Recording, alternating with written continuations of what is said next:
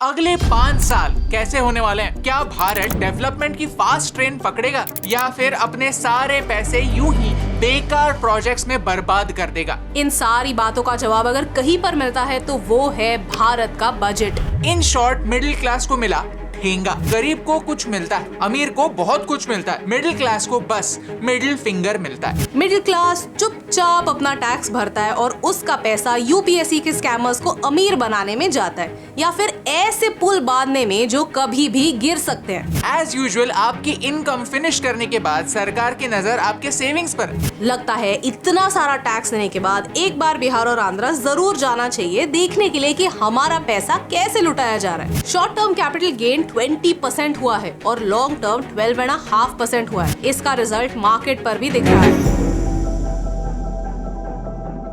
Middle class को क्या मिला? क्या टैक्स का बर्डन हल्का हुआ? मोदी जी की थर्ड टर्म में उनका फोकस कौन से एरियाज में होने वाला है?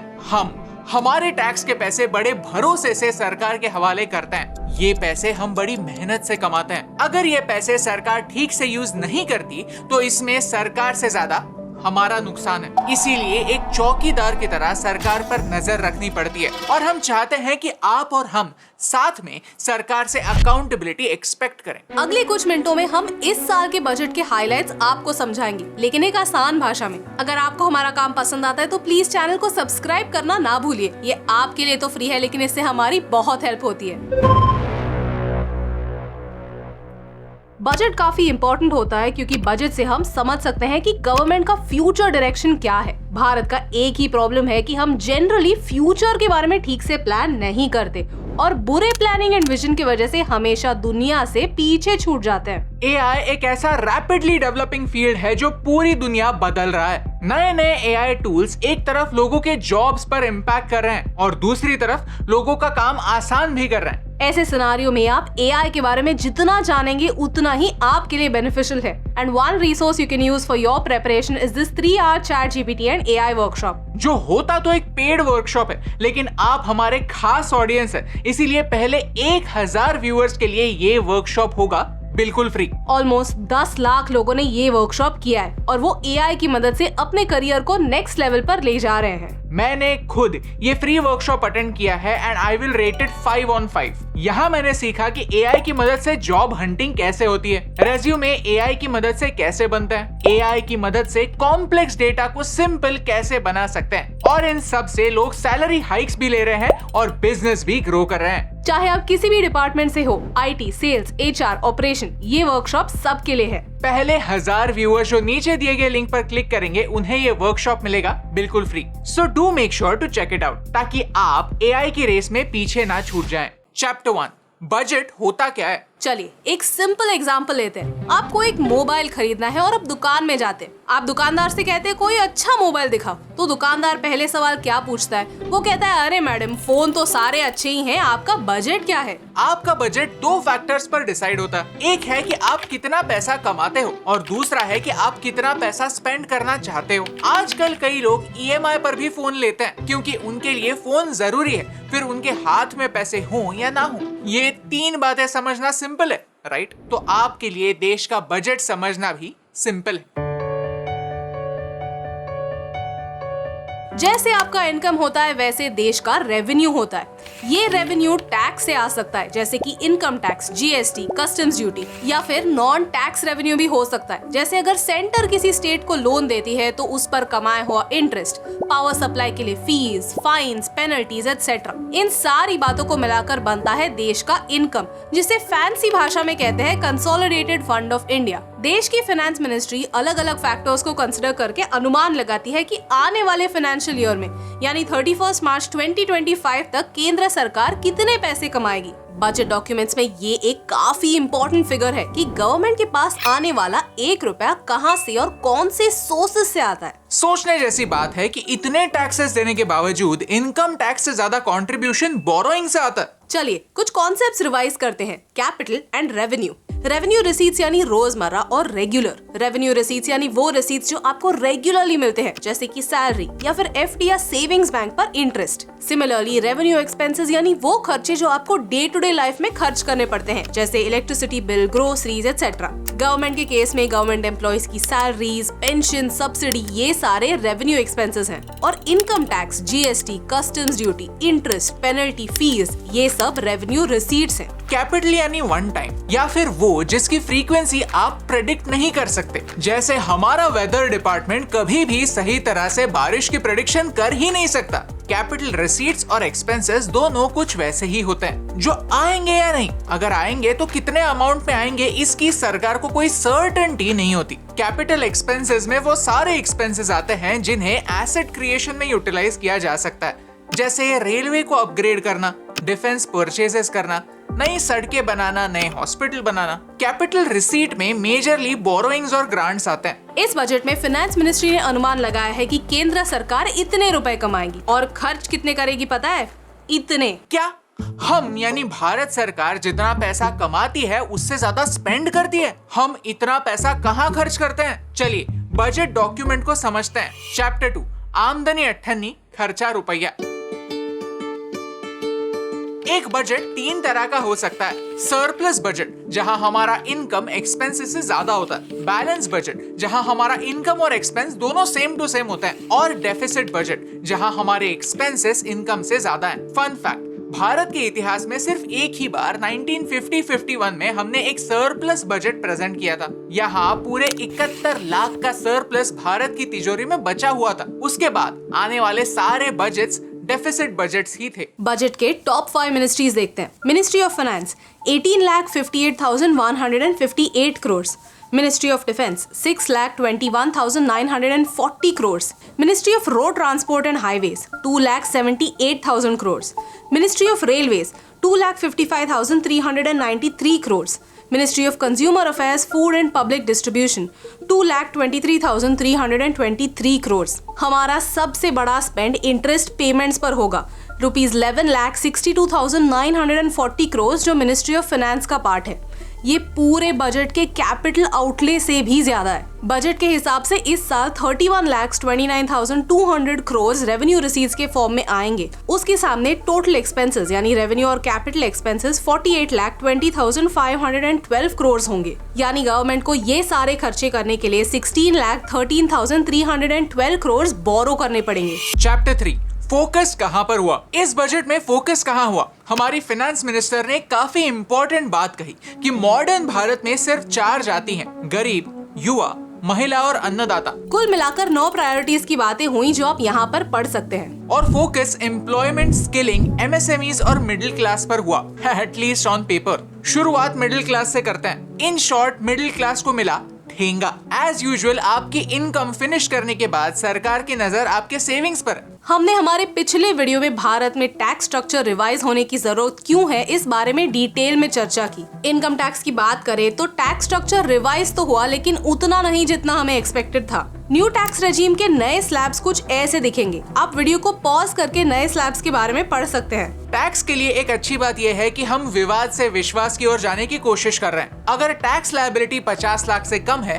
तो इनकम टैक्स की फाइल असेसमेंट के लिए 3 साल बाद नहीं खोली जाएंगी। मेजर चेंजेस इनडायरेक्ट टैक्सेस में हुए हैं, जैसे कि कस्टम्स ड्यूटी। कैंसर की दवाइयाँ सस्ती होंगी, फोन्स और फोन्स के चार्जर्स सस्ते होंगे। गोल्ड और सिल्वर की कस्टम्स ड्यूटी 6% तक कम हुई। हमने इसी महीने की शुरुआत में इस पॉइंट पर एक वीडियो भी बनाया था कि क्यों लोग भारत में नहीं दुबई जैसे प्लेसेस में जाकर गोल्ड खरीदना पसंद करते हैं। लेकिन कहीं के टैक्सेस कम हुए तो कहीं के टैक्सेस बढ़ेंगे भी ना। शॉर्ट टर्म कैपिटल गेन 20% हुआ है और लॉन्ग टर्म 12.5% हुआ है। इसका रिजल्ट मार्केट पर भी दिख रहा है। फॉरेन की कंपनीज के लिए भारत में 40% टैक्स हुआ करता था, जो कम करके 35% हुआ है। टैक्स से आगे बढ़ते हैं। सरकार का फोकस एम्प्लॉयमेंट पर रहा है। भारत में विमेन्स पार्टिसिपेशन इन वर्कफोर्स काफी लो है। इसे एनकरेज करने के लिए सरकार ने प्रॉमिस किया है कि इंडस्ट्रीज के आसपास विमेन्स ओनली हॉस्टल स्थापित किए जाएंगे। वैसे इंडस्ट्रीज के पास क्रैश की भी सुविधा की जाएगी। स्टूडेंट्स के लिए एक गुड न्यूज है कि डोमेस्टिक इंस्टीट्यूट्स में हायर एजुकेशन के लिए 10 लाख तक के लोन्स दिए जाएंगे। आने वाले 5 सालों में सरकार ने 1 करोड़ युवाओं को देश के टॉप 500 बिजनेसेस में इंटर्नशिप दिलवाने का टारगेट रखा है। 10 लाख करोड़ इन्वेस्ट करके अर्बन हाउसिंग के प्रॉब्लम को सॉल्व करने पर फोकस होगा। रेंटल हाउसिंग मार्केट्स को और ट्रांसपेरेंट करने की कोशिश होगी।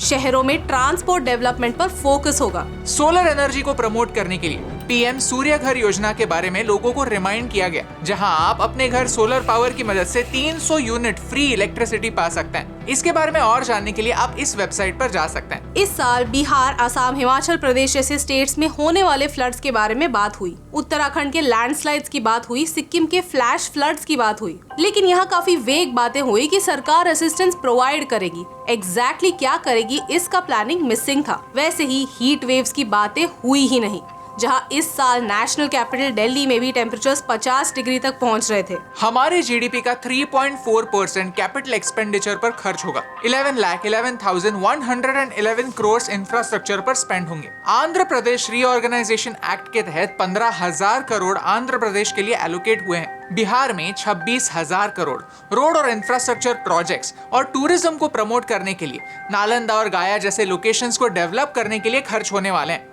आई होप कि ये पैसे एक्चुअल में सही कामों के लिए खर्च होते हैं। लगता है इतना सारा टैक्स देने के बाद एक बार बिहार और आंध्र जरूर जाना चाहिए, देखने के लिए कि हमारा पैसा कैसे लुटाया जा रहा है। कुछ लोग कहेंगे कि ये एक पॉलिटिकल मूव है। आंध्र प्रदेश ने चंद्रबाबू नायडू और बिहार के नीतीश कुमार के बगैर सरकार गिर सकती है। आपको क्या लगता है, हमें कमेंट्स में बताइए। ओवरऑल फोकस भारत का कर्जा कम करने पर हुआ है, यानी फिस्कल डेफिसिट। इस साल हमारा फिस्कल डेफिसिट 4.9% होगा और अगले साल तक 4.5% तक कम करने का अनुमान लगाया जा रहा है। चैप्टर 4 सरकार की उधारी। ये पैसा आता कहां से? अगेन उसी फोन के एग्जाम्पल पर वापस जाते हैं। अगर आपको रील्स बनाने के लिए या फिर गर्लफ्रेंड को इम्प्रेस करने के लिए आईफोन चाहिए, लेकिन अगर आपके पास पैसा ही नहीं है तो आप क्या करते हैं? लोन लेते हैं, राइट? सरकार भी वही करती है। लेकिन हमारी सरकार लोन किससे लेती है?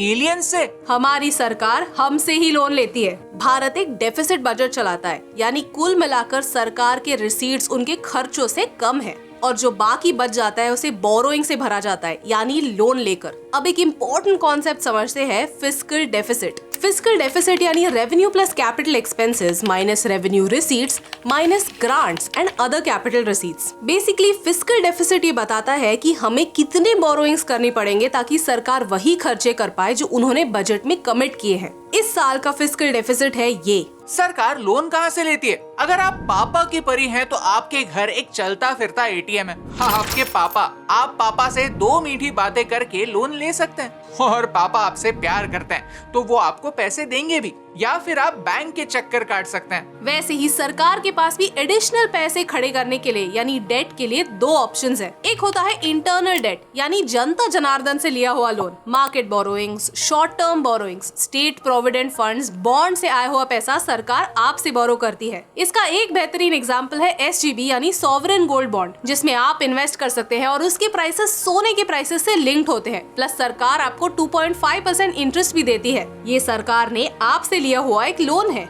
और दूसरा होता है एक्सटर्नल डेट, जो international development association, IMF, world bank या फिर हमारे ट्रेड पार्टनर्स यानी दूसरे देशों से लिया हुआ डेट होता है। सरकार देश को स्टेबलाइज करने के लिए, सरकारी एम्प्लॉइज की सैलरीज देने के लिए, देश के डिफेंस के लिए, एग्रीकल्चरल सब्सिडीज के लिए और रोड्स बनाने जैसे कामों के लिए खर्चे करती हैं। और जब ये सारे खर्चे कंसोलिडेटेड फंड ऑफ इंडिया से नहीं आ पाते तो लोन लेती है। लोन तो शादी करने के लिए भी लिया जा सकता है और एक ही इवेंट में सारा पैसा उड़ाया जा सकता है, या फिर लोन लेकर एजुकेशन भी लिया जा सकता है। शादी वाला लोन बुरा लोन है, क्योंकि बारातियों को खाना खिलाने से आपकी फ्यूचर इनकम थोड़ी बढ़ेगी। लेकिन एजुकेशन के लिए अगर लोन लिया तो आपका फ्यूचर सिक्योर हो सकता है। अच्छा जॉब पाकर आप आपकी इनकम बढ़ा सकते हैं। लोन बुरा नहीं होता, लोन किस चीज के लिए इस्तेमाल हो रहा है वो चीज अच्छी या बुरी हो सकती है। देश के लिए सेम लॉजिक अप्लाई होता है। एक सशक्त और स्मार्ट इकोनॉमी वही होती है जो लोन का इस्तेमाल करके खुद को ग्रो करती है।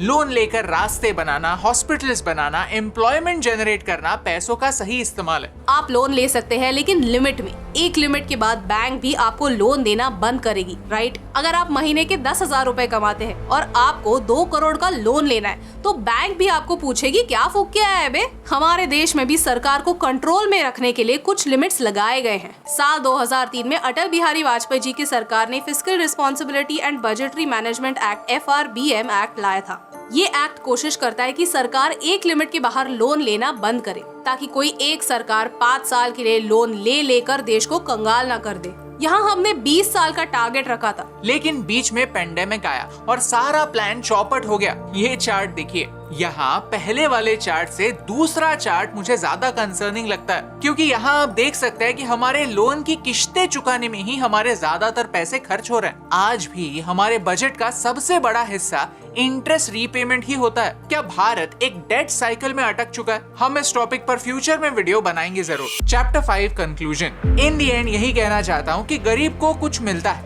अमीर को बहुत कुछ मिलता है, मिडिल क्लास को बस मिडिल फिंगर मिलता है। गरीबों को सब्सिडीज तो मिली, अमीरों को रिबेट्स भी मिली, मिडिल क्लास को मिली सिर्फ और सिर्फ डिबेट। सरकार आपको गरीबी से ऊपर उठने में मदद जरूर करेगी, लेकिन जो बड़ी मेहनत से गरीबी से ऊपर उठे हैं उन्हें प्रोटेक्ट करने के लिए कुछ भी नहीं होगा। इन्फ्लेशन हर साल गरीबी की व्याख्या बदलेगा और आप ज्यादा पैसे कमाने के बाद भी गरीब ही रहेंगे। मिडिल क्लास चुपचाप अपना टैक्स भरता है और उसका पैसा यूपीएससी के स्कैमर्स को अमीर बनाने में जाता है, या फिर ऐसे पुल बांधने में जो कभी भी गिर सकते हैं। अगर आपको इस वीडियो से वैल्यू मिली, कुछ नया सीखने मिला, तो इसे अपने दोस्तों के साथ शेयर कीजिए। We thank Growth School for sponsoring this video. Do make sure to check out Growth School's free ChatGPT and AI workshop. क्योंकि बजट में खर्च होने वाले पैसे हमारे पैसे हैं और इन पैसों का सही हिसाब रखने से मुझे फर्क पड़ता है।